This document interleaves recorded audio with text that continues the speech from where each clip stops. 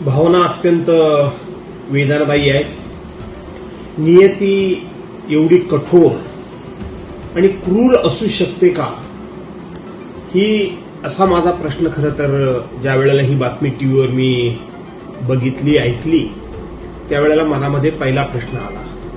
एक अत्यंत कर्तव्य कठोर, शब्दाचा पक्का, दिवस रात्र या महाराष्ट्राच्या विकासाकरता, भविष्याकरता, भवितव्याकरता धडपडणारा नेता आणि दिवसातले 24 तास सुद्धा कमी पडतील इतकं काम करणारा नेता हा दुर्दैवानं आपल्या सर्वांच्या मधून आज निघून गेलेला आहे, हरपलेला आहे.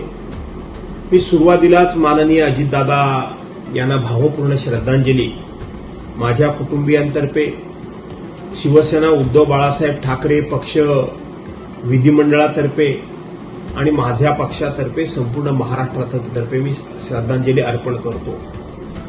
अजितदादा हे अत्यंत रोखठोक व्यक्तिमत्व होतं. अजितदादा थोडे तामशी होते, पण तितकेच मनानं हळवे देखील होते आणि तितकेच शब्दाचे पक्के देखील होते. आज ते आपल्यामधून निघून गेलेले आहेत.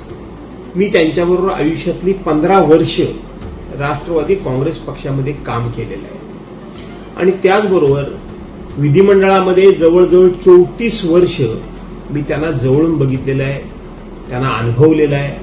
त्यांचा स्वभाव, त्यांची वागण्याची पद्धत, त्यांची काम करण्याची हातोटी ही मी जवळून अभ्यासलेली देखील आहे. अजितदादा आपल्या सर्वांमधून जाण्यात नुकसान फक्त पवार कुटुंबियांचं नाही झालं, तर संपूर्ण महाराष्ट्र राज्याचं झालं. महाराष्ट्रातल्या प्रत्येक नागरिकाला, पक्ष कुठलाही असू द्या, पण त्या पक्षातल्या माणसाला कुठे ना कुठेतरी असा एक हळवा कोपरा, हळवा विचार होता की अजितदादा एक ना एक दिवस या महाराष्ट्राचे मुख्यमंत्री झाले पाहिजेत, असं प्रत्येकाला वाटत होतं. ते प्रत्येकाचं स्वप्न, ते अजितदादांचं देखील स्वप्न होतं की मला एक ना एक दिवस राज्याचा मुख्यमंत्री होण्याची संधी मिळावी. ही सगळी स्वप्न आजच्या अपघातामध्ये पूर्णपणे धुळीस मिळाली, जळून खाक झाली आणि आज अजितदादा आपल्या सर्वांना सोडून गेलेले आहेत. याचा प्रचंड असा या ठिकाणी धक्का तर आहेच, पण अतीव दुःख होते मला.